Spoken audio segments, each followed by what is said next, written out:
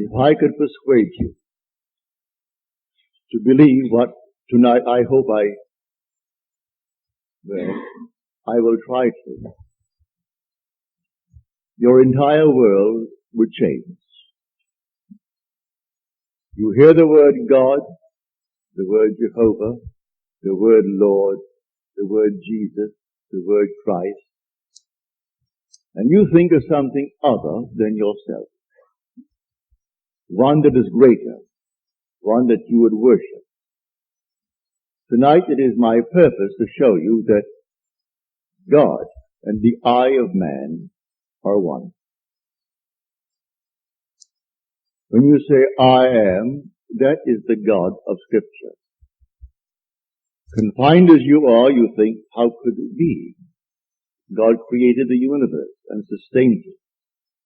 And here I am, like a little worm, 3 in 10 years, and then I vanish. And now let us turn to Scripture. We turn now to the 16th chapter of Matthew. And the question is asked of the disciples, the followers, those who have heard him. And he said to them, who do men say that the Son of Man is? And they reply, well, some say John the Baptist, come again. Others, Elijah. Others, Jeremiah, or one of the prophets. And then he said to them, but who do you say that I am? And the spokesman called Peter answered and said, thou art the Christ, the Son of the living God. And he said to him, blessed art thou, Simon Bar-Jonah, for flesh and blood could not have told you this, but my Father who is in heaven. So here he equates the Son of Man with the eye of man, not the organ that sees or through which you see, but your sense of awareness, that I amness, when you are aware of being, your consciousness, your human imagination. So he equates the two. The Son of Man spoken of in the Old Testament and brought forward into the New is nothing more than the eye of man. And he calls it the Christ and defines Christ as the Son, of God.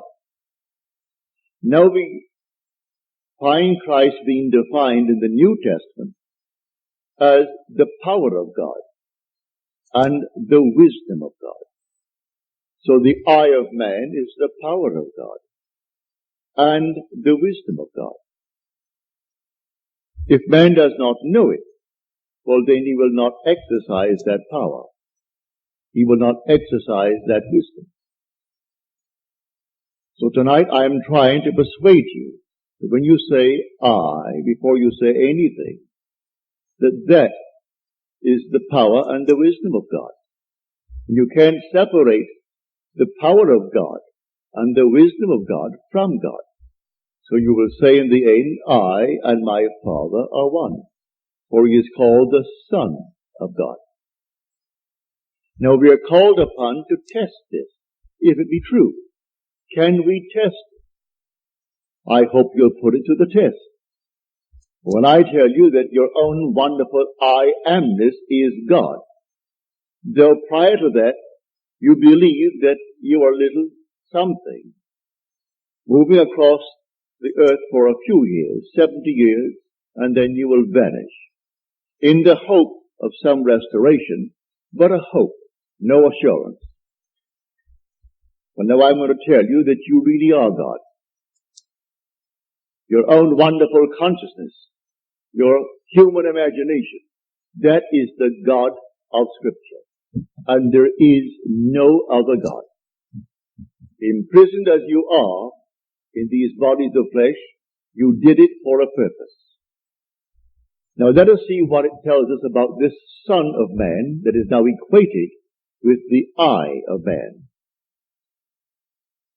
No one has ever ascended into heaven but he who descended from heaven, the Son of Man. You'll read that in the 3rd chapter, the 13th verse of John. So here we find you are a pre-existent being. No one can ascend into heaven but he who descended from heaven, the Son of Man.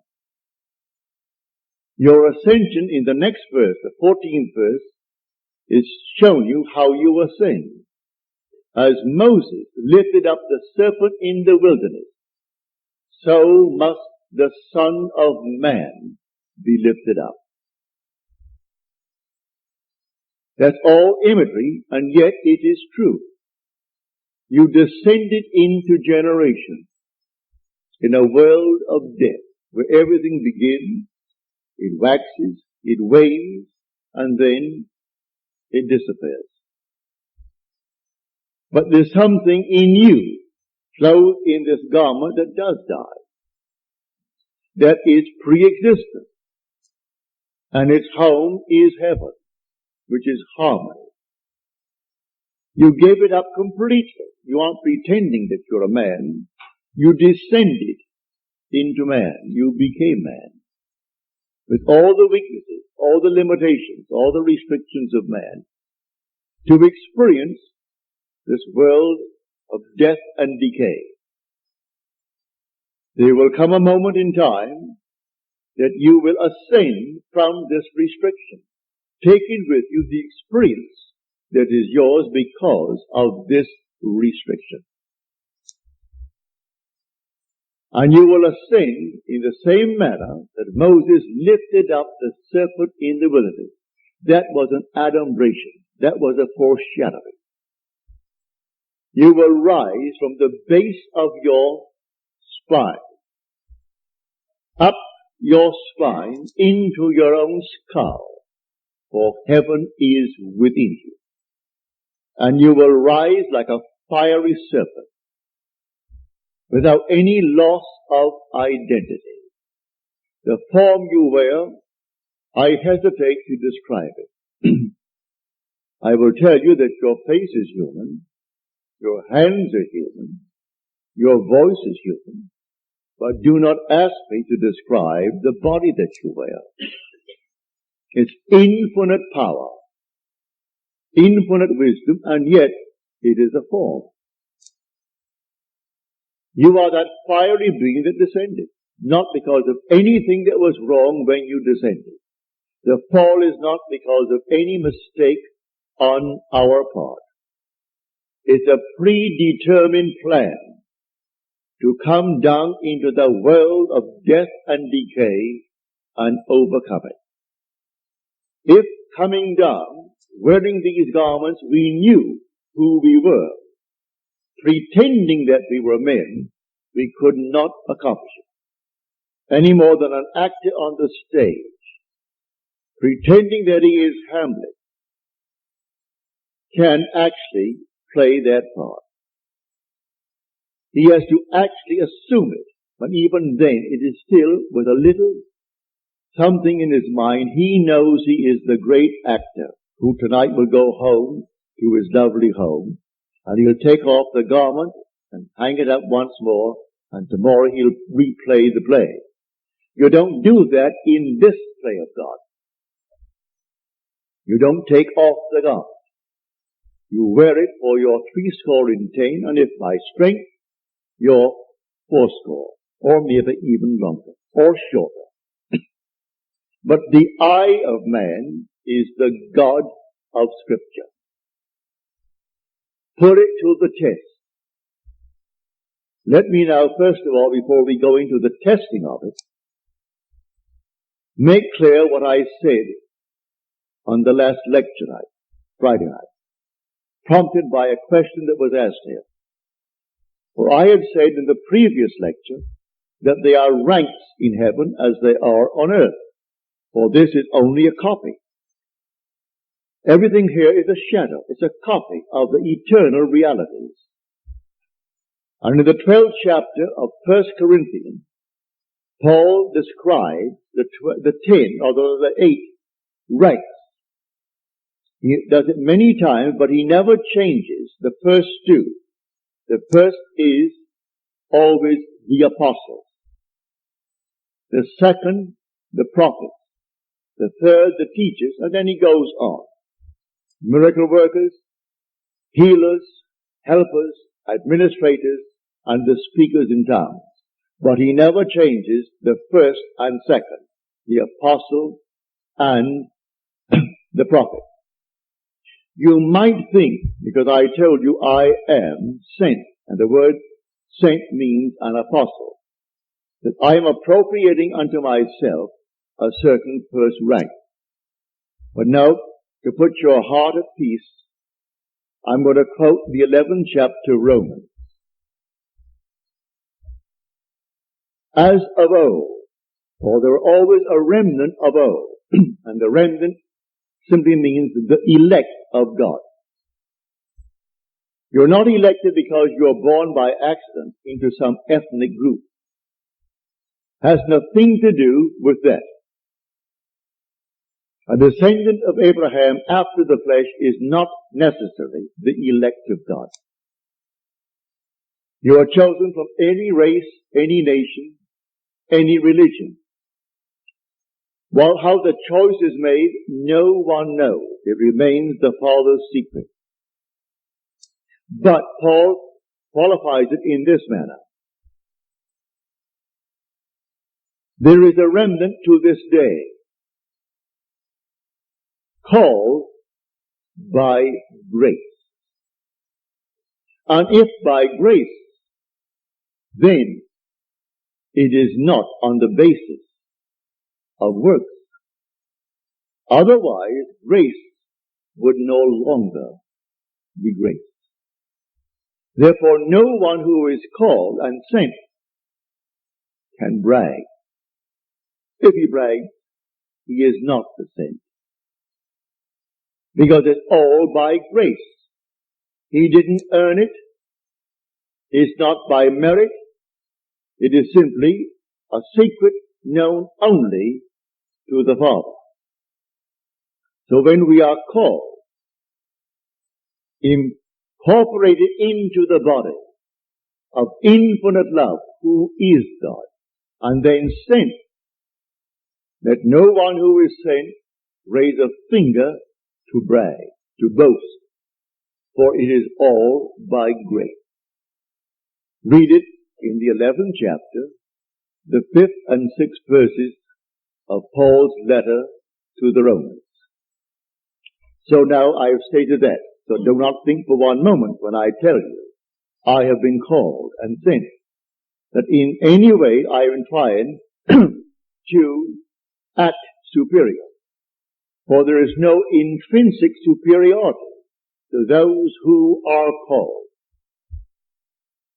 Now he uses an analogy which I do not think adequate, but you can read it in the book itself. He uses the analogy of the human form, that not all are head, eyes, nose, feet, and so on. But that is a weak analogy. Nevertheless, he uses that to show you the different parts in one body. But now to come back to make this a very practical night.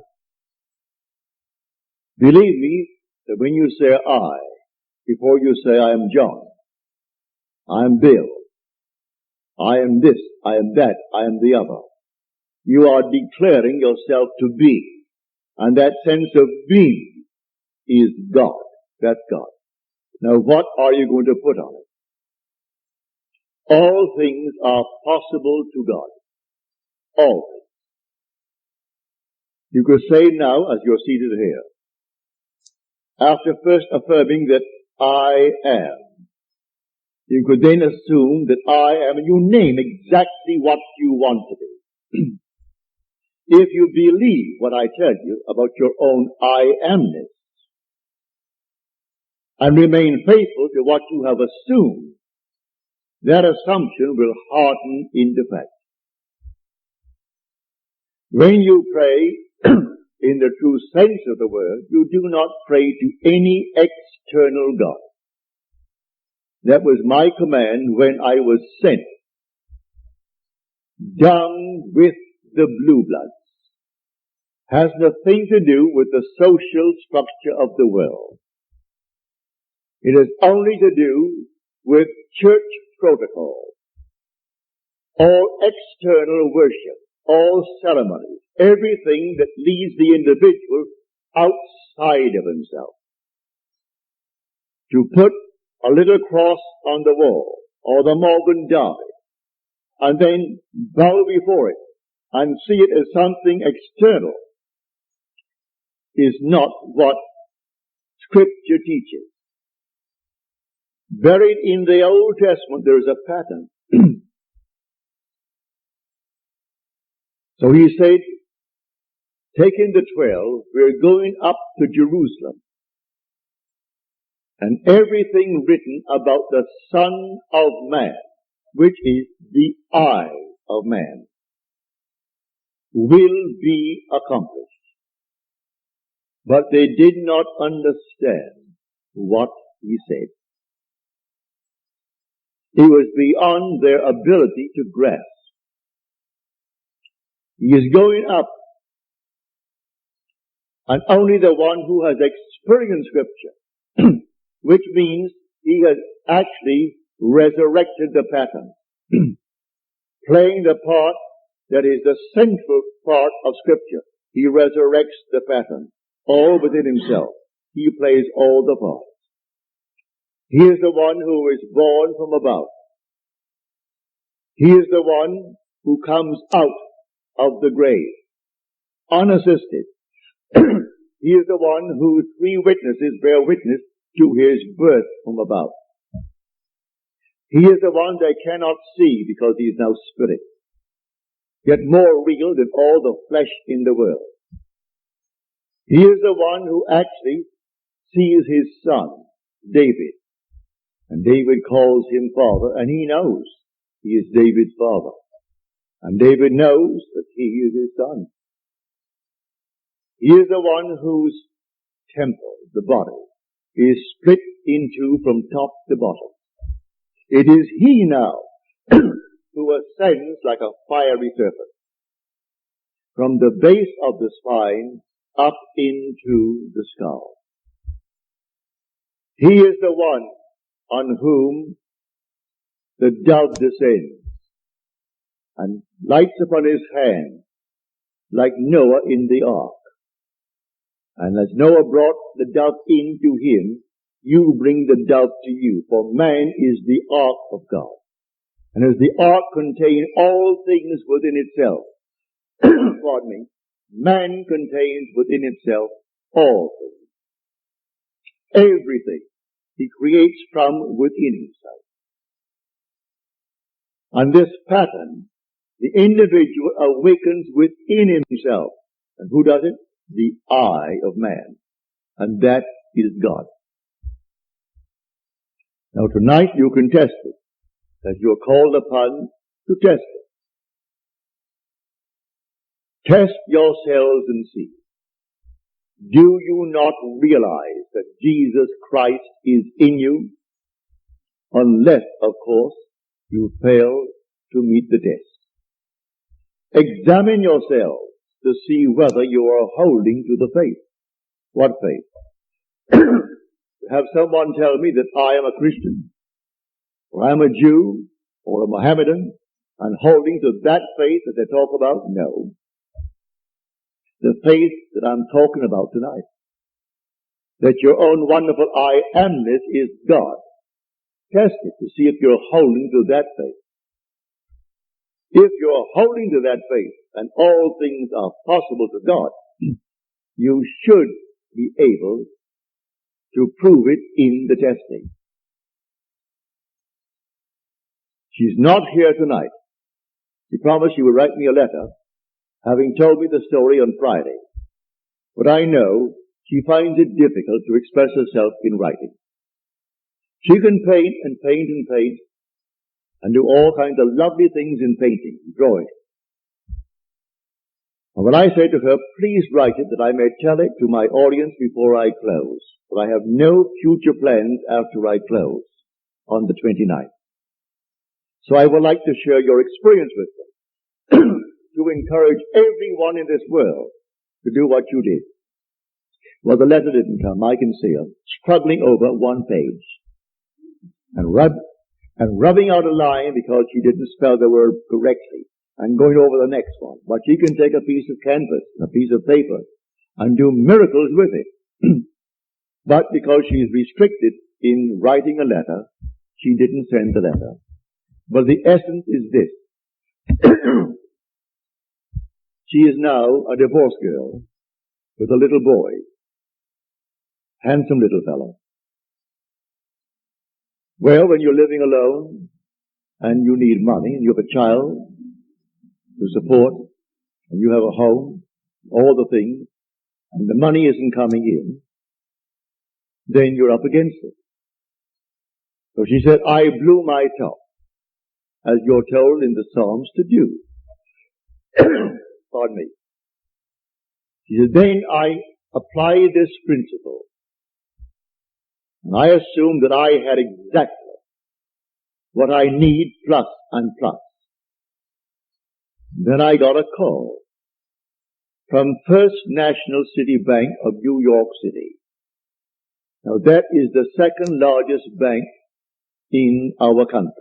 Bank of America comes first, they are second, and Chase Manhattan is third. Given me an order. He has no agent. This is an unsolicited statement. An order for $5,000, which he can execute and deliver within a month. Well, the First National City Bank of New York is not going to be hard-pressed to pay her immediately $5,000. If she called them and told them to pay it in advance, they would willingly pay in advance. And she said, I can execute that order in 1 month. But I want the details. I had hoped she would send me as she promised last Friday, but knowing her restriction concerning the use of words. You can use the brush and use the pen and use the pencil, but she's limited in the use of words.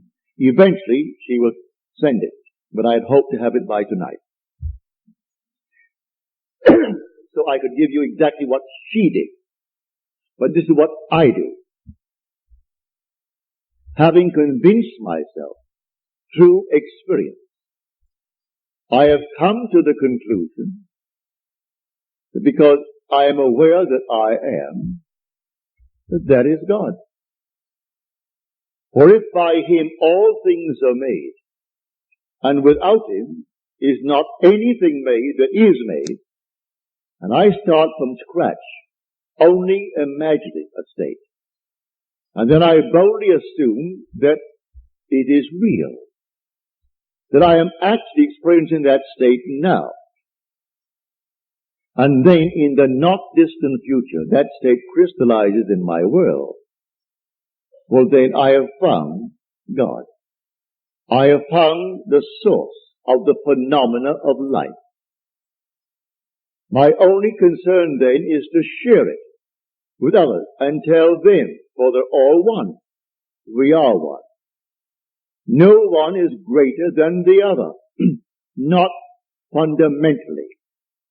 In his claims of what he is in the world of Caesar, he has more money, or he has so-and-so and so-and-so, but basically the same creative power in the man tonight behind bars serving life is the same creative power of the one who sentenced him to life.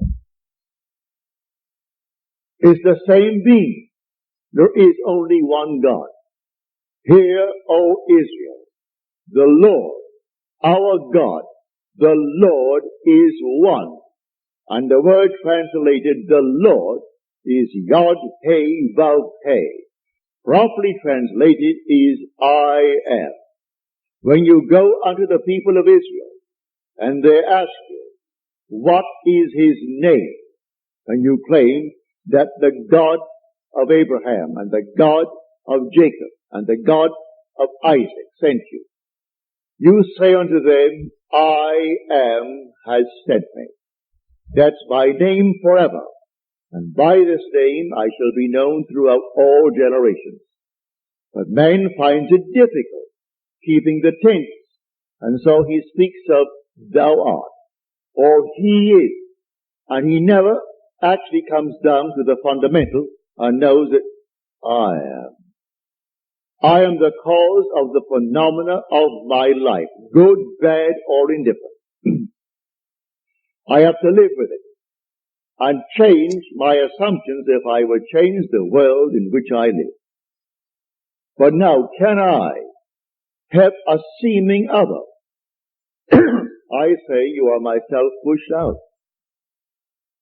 Can I help another? Yes, because there's only one.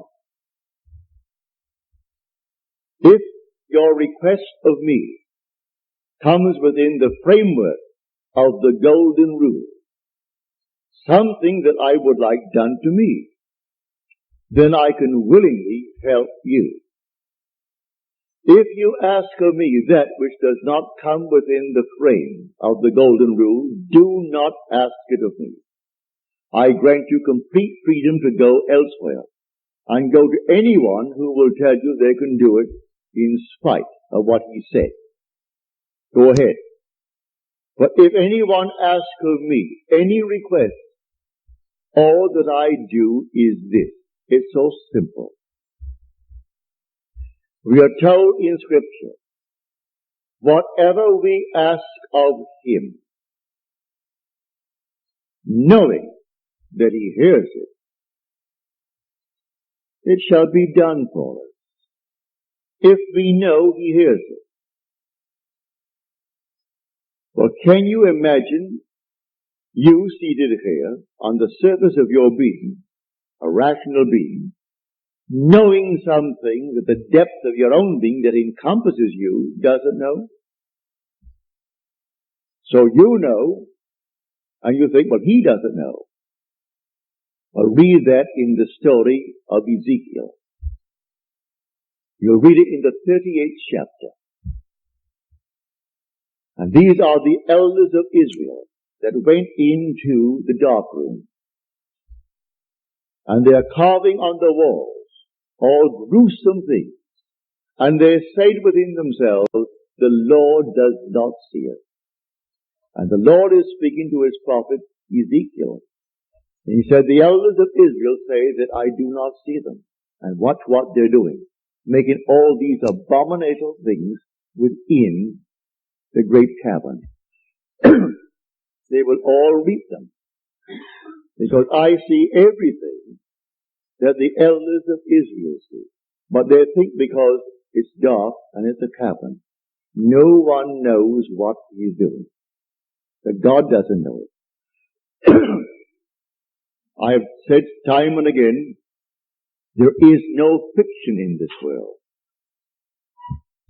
You might have heard the story, and you read the story, concerning the sea-jacking of the Queen Elizabeth. You might have read the article in Time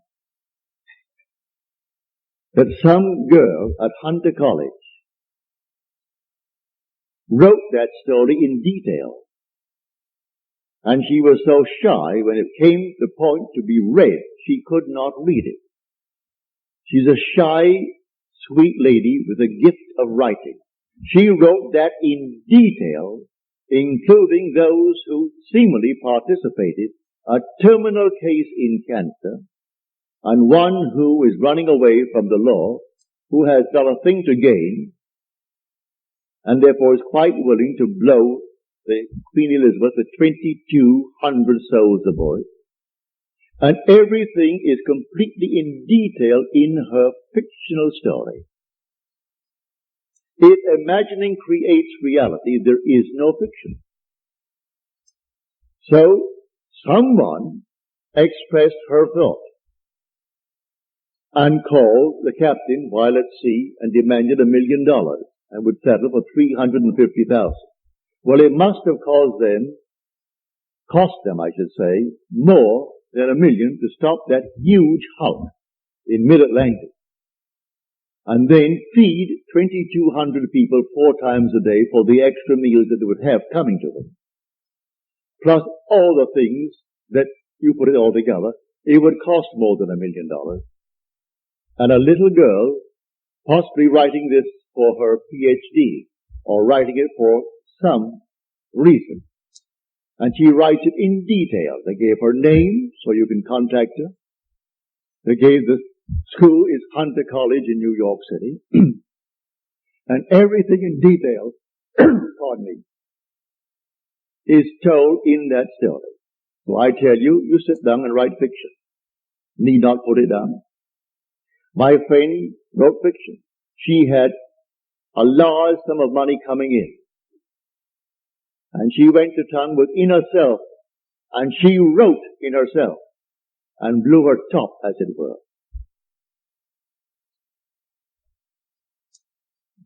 Thank you, Daddy. Thank you. Didn't drink enough tonight.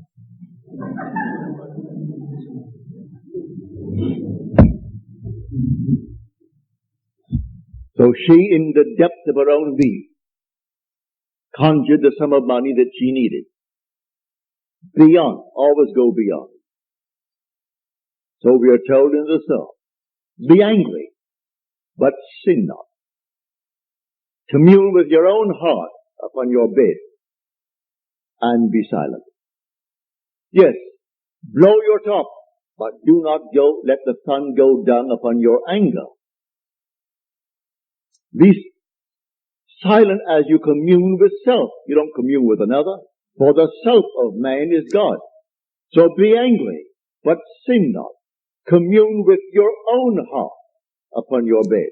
Not communing with another, and then you actually know exactly what you want. And in that state, fall asleep.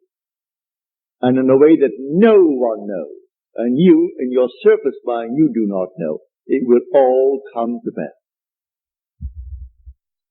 Everything in the world is created this way, but man does not know it. Who knows tonight who is treading the winepress that is going to cause a change of mind in tomorrow's world? But when they do it, they are intense in the doing it. If you are lukewarm, you're told in Scripture, I'll spew you out. Would that you are either hot or cold. But because that you are lukewarm, I will spew you out. You can't do anything if you're lukewarm. You must be intense about it. You want to be rich? All right, you can be rich. You want to be known? You can be known. No matter what you want, but you must be intense about it. And then commune with your own heart upon your bed, and then let it drop. You'll read that in the 4th Psalm, the Psalm of David. So I say to everyone here, believe me, your own wonderful I amness, your consciousness, your wonderful human imagination, that is God. And all that you behold, though it appears without, it is within, in your imagination, of which this world of mortality is but a shadow. So you can change the shadow if you change the object, for you are the light. He said, I am the light of the world. Change the object that you're holding within yourself and identifying yourself with it. Change that object, you're light enough, and you'll cast a new shadow upon the world. So you say, I am, and you name it. And then you say, I am unemployed. No, I am gainfully employed. Making more than I've ever made before. Don't ask yourself how, and why, and through whom. That is not your conscious reasoning mind's concern. If you take the intellectual background, the educational background of those who are making top money in the theatrical world, I doubt that they could pass any college examination. I don't think they could pass any entrance examination to college. Yet they're making $1 million, $2 $2 million a year.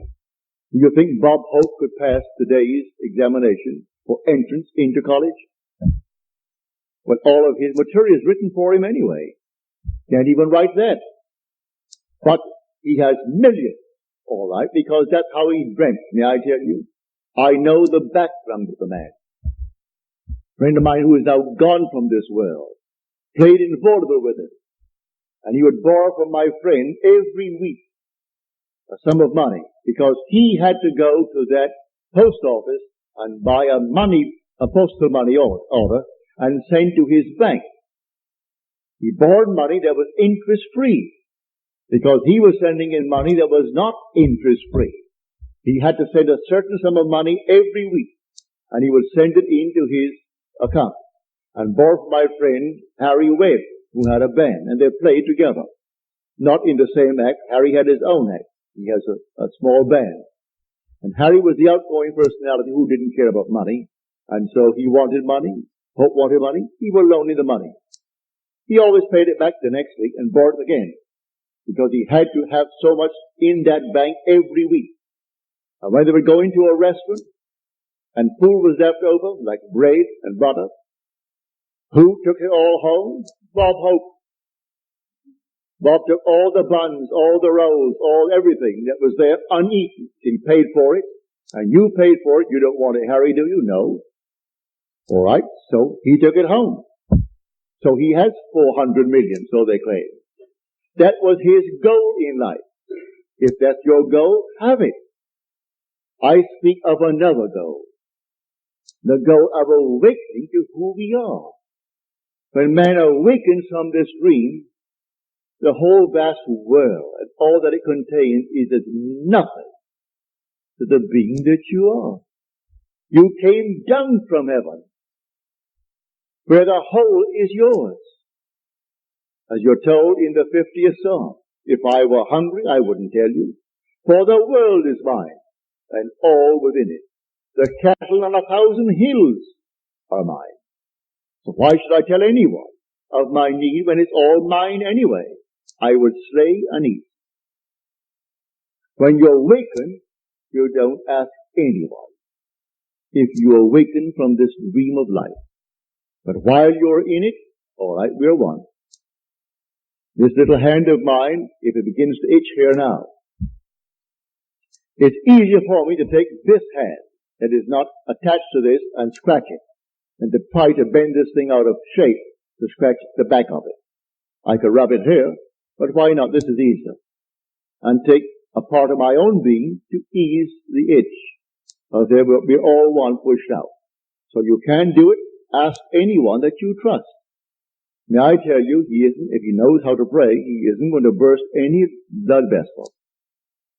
He isn't going to get down on his knees and pray to any external God if he knows how to pray.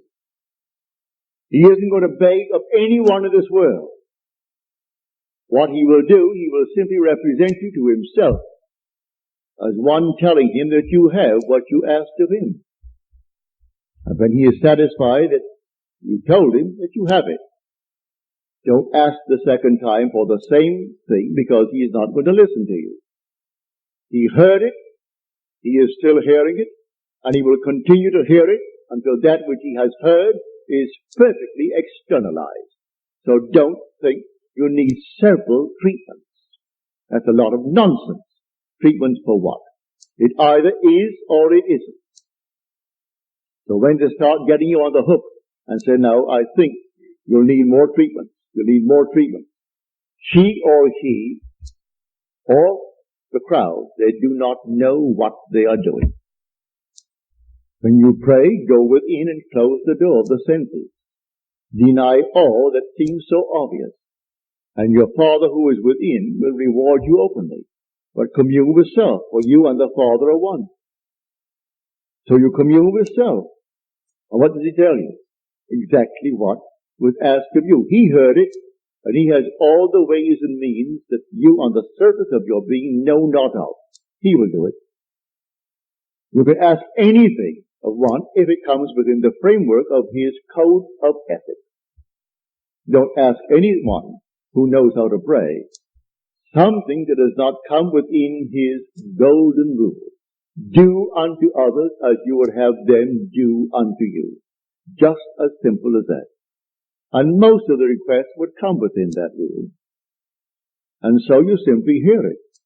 And then you drop it completely. And in the depths of your own being, you're still hearing it. And the Father knows all means, all ways. And so he singles out the best way to externalize it. Here in New York City, many years ago, this lady, a lady of considerable means, she left her home in New York City and went off to Paris with her 2 children, leaving her home and her maid. Before she returned, the maid took all of her furniture and took it away. When she returned, the apartment was there. Rent was paid every month. But there was no furniture, not a thing in it. She employed a private agency, told the police department, told all the authorities in New York City, and plus her private agency. At the end of a few months, they did not turn up one thing concerning that stolen property. She came to see me. I said, all right, you're seated there and I'm seated here in my apartment, aren't we? Now, you are not seated in my apartment. You are seated right now. Close your eyes. You're seated in your own apartment. And you had a grand piano? She said, no, I had a piano, but it wasn't a concert grand. It was grand, but not a concert grand. And on it, I had my pictures of my 2 children. And I had pictures of the wall. She told me what they were. And the furniture, I said, all right, refurnish that place as you left it. You have a memory. She did. Now, when I stopped talking, it's because you have refurnished that place to me. Now you're going to go in and you aren't going to see your apartment from my apartment. You're in your apartment. And you can feel your chair and get off your chair and feel the piano and see the children, the pictures of the children.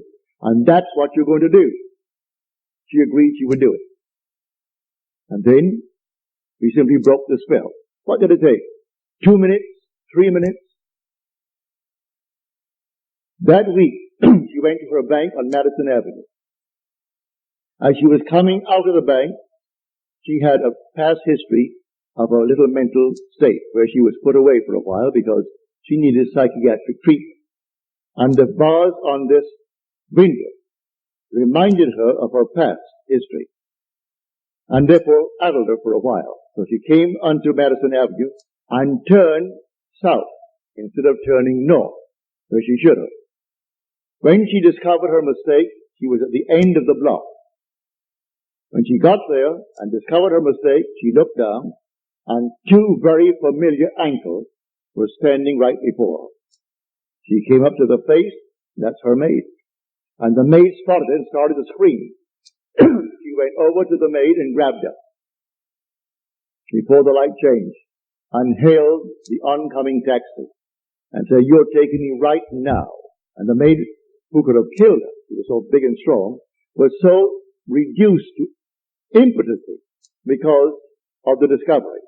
And the maid took her to the place where she had stored that furniture. She said, I'm not bringing action against you. I want my furniture. And she got it back into her own apartment within the week.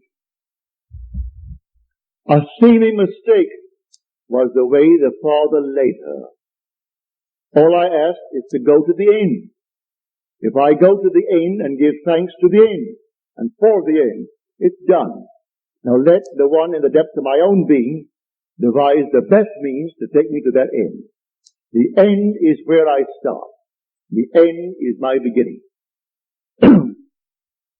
And that is a story that I know from personal experience.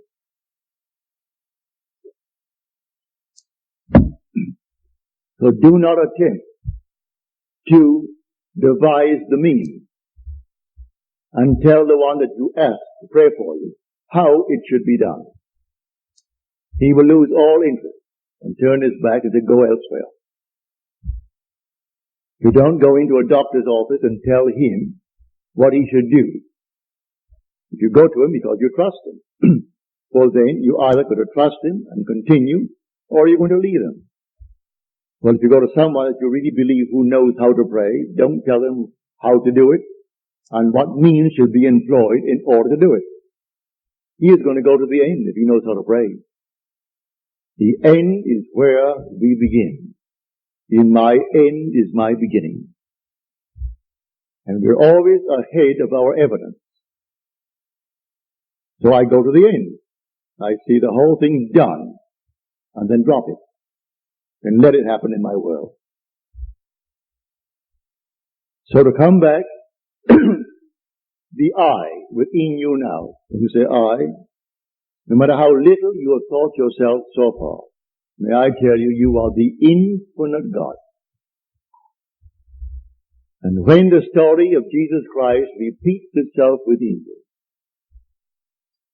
you will know it's all I.